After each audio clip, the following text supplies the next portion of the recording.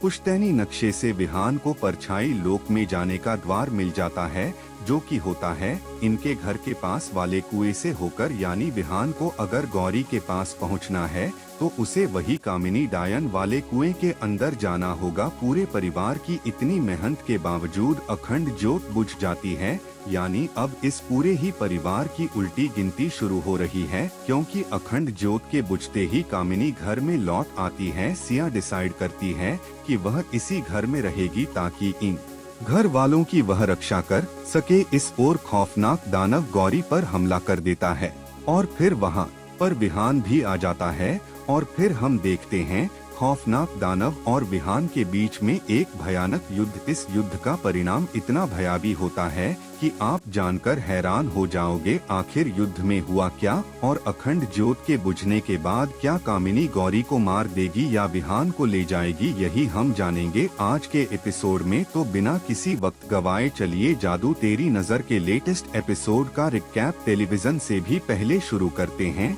Episode की starting में हम देखते हैं कि गौरी को माता रानी के दरबार में से घुंघरू मिलते हैं और इन घुंघरू के गिरते ही वो काली परछाई टूटने लगती है, जो कि परछाई लोक के अंदर माता रानी की जगह पर बैठी हुई होती है। गौरी समझ जाती है कि ये माता रानी का इशारा है ताकि मैं इन घुंघरू को बजाऊं, ताकि ये काली परछाई पूरी तरीके से टूट जाए और यहाँ पर माता रानी की मूर्ति आ जाए। घर में हम विहान, हर्ष और अर्जुन को देखते हैं, जो कि उस नक्शे से घर के पश्चिमी इलाके में एक द्वार का पता लगा रहे होते हैं। यह वही द्वार है जिससे कि विहान परछाई लोक में जा सकता है, लेकिन इस वक्त तक वह पूरे ही घर को छान चुका होता है, लेकिन उसे कहीं पर भी यह दरवाजा नहीं मिलता है। विहान कहता है कि यह कैसे संभव है, इस पुश्तैनी नक्शे में तो यही द्वार बता रहा है, लेकिन यहाँ पर तो कोई द्वार है ही नहीं। उसी वक्त वहाँ पर आती है बड़ी जीजी। बड़ी जीजी कहती है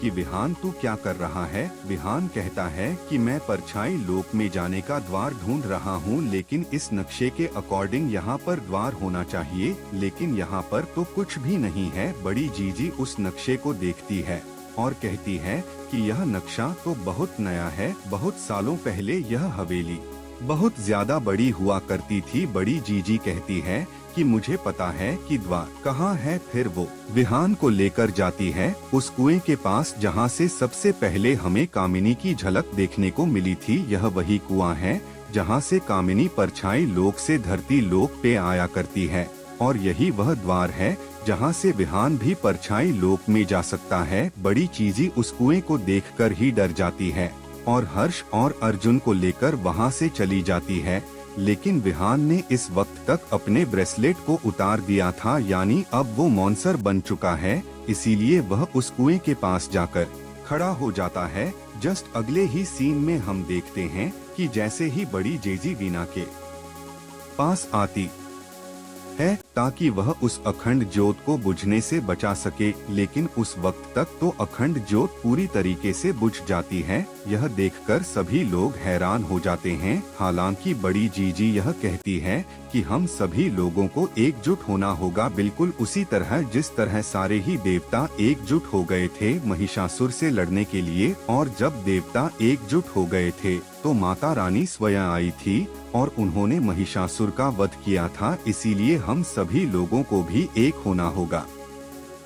कामिनी से लड़ने के लिए माता रानी हमेशा सच का साथ देने अवश्य आती है और माता रानी आकर उस कामिनी का अंत कर देगी, लेकिन इस वक्त तक तो अखंड ज्योत बुझ चुकी होती है, यानी कामिनी की एंट्री अब इस पूरे ही परिवार में होने वाली है। ईश्वर हम गौरी को देखते हैं जो कि उन घुंघरू को पहन लेती है और खुद ब खुद उस दानव का सामना करने के लिए तैयार हो जाती है। गौरी जानती है कि अगर उसने इन घुंघरू को बजाया तो वह काली परछाई टूट जाएगी, और जैसे ही वह काली परछाई टूटेगी वहाँ पर माता रानी की मूर्ति आ जाएगी, जिससे कि वह इस दानव का अंत कर सकती है।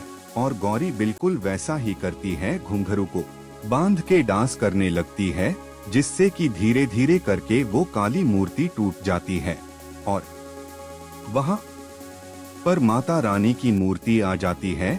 यानी यह पहली बार है जब परछाई लोक में माता रानी की मूर्ति हो, लेकिन जब गौरी आईने में देखती है तो तो उसे पता चलता है कि अखंड ज्योत तो बुझ चुकी है, यानी अब विहान के ऊपर खतरा और ज्यादा बढ़ चुका है। इस विहान को देखते हैं जो कि उस कुएं के अंदर कूद जाता है ताकि वह गौरी की रक्षा कर सके, और माता रानी की मूर्ति परछाई लोक में आने के कारण दानव को अपनी शक्तियां कम लगने लगती है। उसे बहुत ज्यादा पीड़ा भी होती है, जिससे कि वह अपनी तेज ध्वनि निकालता है, ऐसी ध्वनि जिससे गौरी बौखला जाती है।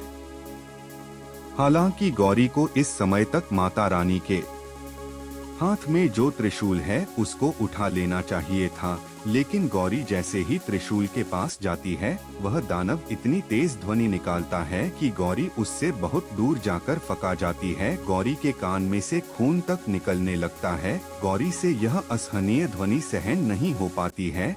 यह समझ सकते हो कि अगर यह 2 मिनट और ऐसी ध्वनि निकाल देता तो गौरी की वहीं पर ही मौत हो जाती, लेकिन जैसे ही वह दानव रुकता है गौरी वापस से माता रानी के दरबार में जाके वह त्रिशूल उठाने की कोशिश करती है, लेकिन वापस से वह वैसी ही ध्वनि निकालने लगता है। दानव धीरे धीरे करके गौरी के पास आने लगता और हम देखते हैं कि हर्ष सिया को लेकर अपने घर के गेट पर आ जाता है और सिया से कहता है, अब देखो अखंड ज्योत बुझ चुकी है, यानी हमारे घर में पहले जितना खतरा था उससे 100 गुना ज्यादा खतरा हो चुका है, और ऐसा खतरा जिसका हमने 25 साल से कोई भी सामना नहीं किया है। अब ऐसे खतरे को मैं तुम्हारे सर पर नहीं डाल सकता, इसीलिए तुम यहाँ से चले जाओ, क्योंकि हमारा फैमिली मैटर है और मैं नहीं चाहता कि हमारे फैमिली मैटर के चक्कर में तुम्हारी जान को कोई भी खतरा हो। तुमने हमारी बहुत ज्यादा मदद करी है, उसके लिए दिल से शुक्रिया। लेकिन सिया गेट को लगा देती है और घर के अंदर जाने लगती है। हर्ष कहता है कि सिया ये तुम क्या कर रही हो? सिया कहती है कि मैं अभी तुम्हें कुछ भी नहीं समझा सकती, बस तुम इतना समझ लो कि तुम्हारे परिवार को बचाना मेरा कर्तव्य है, मेरा धर्म है। हर्ष को ऐसा लगता है कि सिया को उससे प्यार हो गया है, इसीलिए वह हर्ष के परिवार को अपना परिवार समझ रही है। लेकिन हर्ष यहाँ पे बहुत बड़ी गलतफहमी में होता है, क्योंकि सिया गौरी की रक्षक है। अगले ही सीन में हम देखते हैं कि गौरी को विहान की वह बात याद आने लगती है कि इस दानव को कुछ भी दिखाई नहीं देता है, यह सिर्फ और सिर्फ ध्वनि सुनता है और उसी का पीछा करता है। इसलिए गौरी अपने पाव में से घुंघरू निकालती है और दूर फेंक देती है, जिससे कि दानव का ध्यान गौरी से हटके उस घुंघरू की तरफ चला जाता है। दानव को लगता है कि गौरी वहाँ पर भाग रही है।